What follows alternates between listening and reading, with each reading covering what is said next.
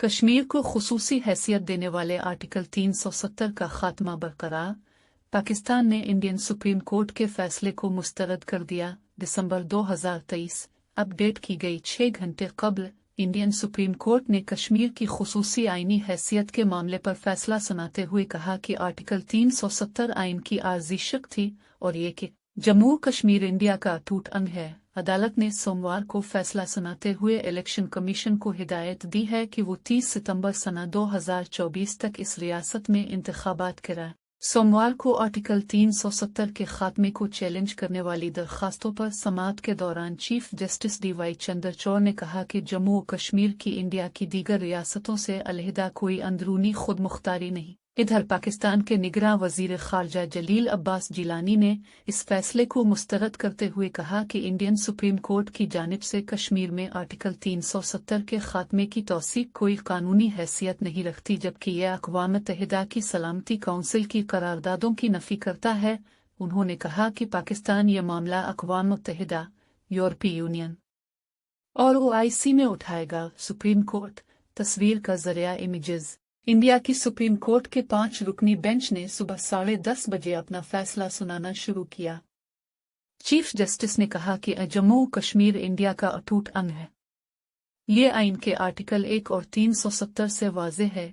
5 अगस्त 2019 को इंडिया में बरसर इक़्तिदार भारतीय जनता पार्टी की हुकूमत ने इंडियन आइन की शक 370 के खात्मे का ऐलान किया था, जिसके तहत रियासत जम्मू कश्मीर को नीम खुद मुख्तार हैसियत और खुसूसी इख्तियारात हासिल थे।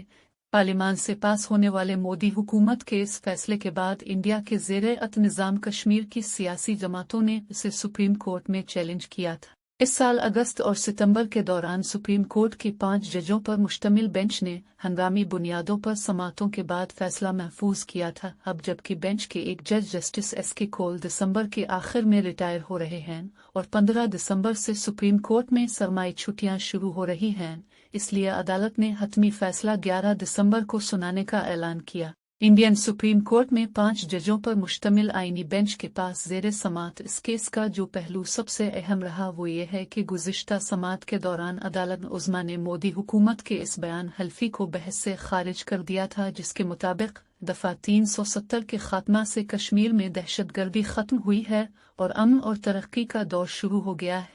मोदी हुकूमत के बयान हल्फी के जवाब में अदालत ने कहा था कि दफ़ा 370 को हटाने के आईनी और कानूनी जवाज़ पर बहस होगी, न कि इसके सियासी नताइज पर। कश्मीर के 3 मुंतखब मेंबरान पार्लिमान, इंडियन आर्मी और इंडियन फ़िज़ाइया के साबिक अफसरों और समाजी रज़ाकारों की तरफ से सुप्रीम कोर्ट में दाखिल उन आईनी दरखास्तों में सवाल अलिफ़ गया है कि क्या कश्मीरियों की मर्ज़ी के बगैर पार्लिमान को यकतरफ़ा तौर ऐसा फ़ैसला लेने का इख्तियार था या नहीं।